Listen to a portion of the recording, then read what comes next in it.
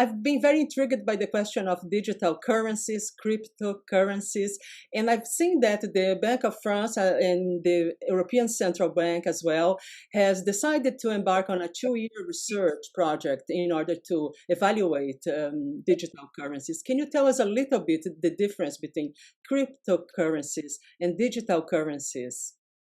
Okay, thank you very much for inviting me. I'm a former Director General of the Bank of France, but what I would say will neither commit the Bank of France nor the ECB nor the Euro system, which is composed of the 19 national central banks. A little bit of a reminder at the beginning, because there are many concepts. One is the crypto assets, as we call them, like Bitcoin, which are not currencies, because currencies have to have classically 3 functions: unit of measure, mean of exchange, and store of value. And there is no value behind crypto assets like Bitcoin. It's only their scarcity which creates a market value. In addition to the fact that it has been announced that there would be only 21 million units created. And the more you create, the more complicated it is to create a new one, because you have to use what is called mining and more energy. And that creates, by the way, an environmental problem. So these crypto assets have values which vary a lot, 10 times the ones of the dollar or the euro. And as such, they cannot easily be a mean of exchange. It's very difficult to use them as a unit of account. When you want to buy a car, you cannot tell the price in Bitcoin. You have to check the value of the Bitcoin in dollars or in euro. There are some exchanges in these crypto assets, but they represent a high cost also in terms of energy. And these assets miss the main characteristic which is needed for a currency, not only stability, but what is called scalability, which means that they can be used more and more with a decreasing cost. And it is exactly the reverse which happens with the crypto assets, whose use is increasingly costly as there are more operations, because you have to trace back all the previous operations. And the reason for that is that the process is decentralized. There is no central bank to play the role of a trustable intermediary. But this shows that there is a need and people are interested in this. Among the crypto assets are also what are called the stable coins. And the best known is a project launched by Facebook. The name was Libra. They got a lot of problems. They changed the name. It's now called Diem. But basically, the trouble is that here again, it's different from Bitcoin to the extent that it's an asset which is backed by existing currencies. But the issuing body, Facebook in this case, or a branch or a subsidiary of Facebook, would not be regulated and supervised as a bank. Basically, and I should have said that at the beginning, money is a social contract and is based on trust. All these currencies, all this movement from these technologists, it seems like they're trying to just overcome the current financial system, because that's part of their discourse too. They say they want to, replace the current financial system. Do you this discourse a bit pseudo-libertarian? Do you see that there is a challenge there for regulatory frameworks in the financial system? There is a challenge because authorities and central banks do not want to prevent innovation. And they showed that in helping fintech and developing many things. And the blockchain, which is the technology behind the Bitcoin, is something which is valuable and is used by many central banks, including the Bank of France. But it is used in a limited sector with not too many interactors because of this limit in terms of scalability. The promoters of Bitcoin or other crypto assets claim that the surge is due to the fact that there was a lack of trust in central banks, especially at the time of the creation of Bitcoin during the previous global financial crisis. This is wrong. There might have been lack of trust in the banking system, but the amount of currencies, of cash, physical cash that was withdrawn from the ATM at that time increased tremendously. The same happened during the pandemic. There was both a higher use of contactless electronic payments, which are used and transferred via banks, which are supervised, controlled, regulated, and simultaneously a higher issuance of banknotes, mainly for hoarding reasons. This shows that in the public, there is both a wish to have physical cash as the ultimate liquidity, something which is you can trust because it is issued by the sovereign, and simultaneously to benefit from all the advantages of digitalization. And this is the reason why many central banks, including the Euro system, have announced that they are launching a project to assess the capacity to issue such a digital currency, which would be issued by the central bank. And so people speak in this case not about crypto assets, but central bank issued digital currency, CBDC. And CBDC would be like physical cash for retail, universally accessible.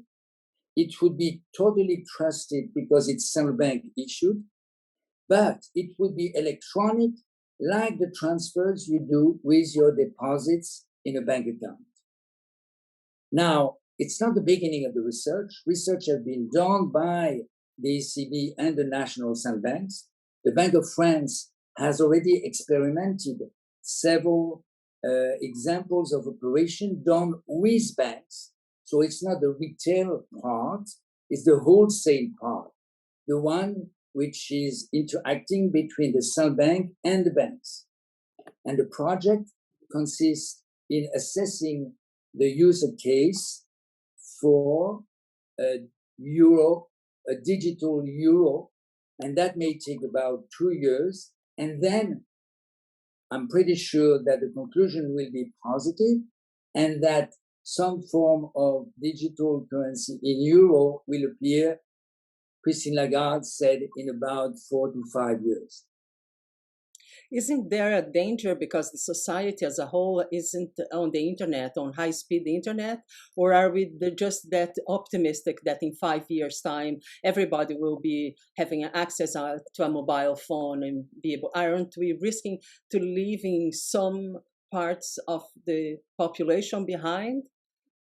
You're right. And we have to find, we have to strike a balance between two needs or two risks: financial exclusion and digital exclusion. There is a need, there is a demand, and that will be checked for a digital currency, but still some people may not be able to access it. Older people, people who may not easily use digital, foreigners, and so on. And so, most presumably, when the digital currency is in circulation, banknotes will still be used, and one will be complementary to the other.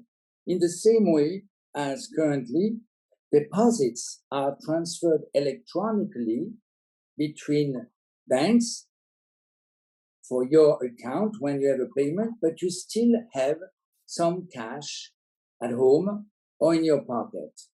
But the physical use for transaction of cash is definitely being reduced. And so there is a need to find a complementary process which is appropriate for this time, avoiding the risks which may be associated. The benefits are obvious. You cannot be stolen easily. You cannot lose your digital cash. You can exchange remotely with somebody else using this ultimate liquidity, but one has nevertheless to pay attention to other risks like money laundering, terrorism financing, or cyber attacks. And not only that, but also the data protection about you. And this is why, in Europe in particular, we don't want big techs who basically want to sell your data to issue such currencies. We won't prevent them from doing it if they want, but we will propose an alternative which will be issued by the central bank, and the central bank has no interest in selling your data to a firm. They are not looking for profits. They are looking for the common good. And also you sit in several boards. One of them is the Museum of Economics, and that traces back a bit the history of economics, the history of exchange and trades, the history of currencies as well. Tell us a little bit about this initiative that you've been involved with. Okay, I'm very proud of this. Indeed, I supervised the project for very long while being the chief economist of the Banque of France. And now it has opened. Unfortunately, because of COVID, it had to be closed from time to time. So imagine it's the largest and first, we may say, European museum for economic education. And in the same way as your interviews contribute to education, this place is planned to increase the wish of people to know more about economics. So you have to imagine a palace, neo-Renaissance style within Paris, which has been totally revamped and renovated by the Banque of France for several years, and which is now the place where you can access a lot of educational games, funny videos, and which is full of digital. You can know more about it by dialing its website name, which is CITECO, for City of Economics, so CITECO.fr/EN in English. There are a lot of resources, but the best when you visit Paris is to come and see if you want to spend 12 hours, you can, or you have to come twice because there is so much to be seen. It's not only economics, it's history because of the location and the building, which is just magnificent, but it's also history, geography, and sociology. So it's quite important to mix all these elements. Indeed, I only invite you to. The website is amazing too. It is. And as regards CBDC that I was speaking about before, I don't know whether you will have the possibility, but I tried to summarize their characteristics in about 1,000 words, which have been published both in English and in French. Sitting in several boards. Also, you are with the Global Dignity. Global Dignity, that has nothing to do with economics, but it is related to education. Global Dignity is an international organization, and I'm the country chair for France. It was created about in 2006 by 3 young global leaders in the World Economic Forum. And among the 3 is the current Crown Prince Icon of Norway, and also a Finnish philosopher, and it has been sponsored by Richard Branson and Desmond Tutu. And the idea basically is to promote, to preserve, or to restore the dignity which is in everybody. And this goes largely through education. And that's why there is a link for me between these activities in explaining what is CBDC, more generally in giving people more wish to learn about economics, and the activity that we do with especially disadvantaged kids who have been left aside or feel left aside from the general system, and by using many elements like music and dance, we bring them back to school so that they can be better educated. But there are many actions around the world, and I can only here again suggest to Google globaldignity.org, which is a wonderful organization. Thank you very much. Pleasure speaking with you, Marc-Olivier Strauss-Kahn.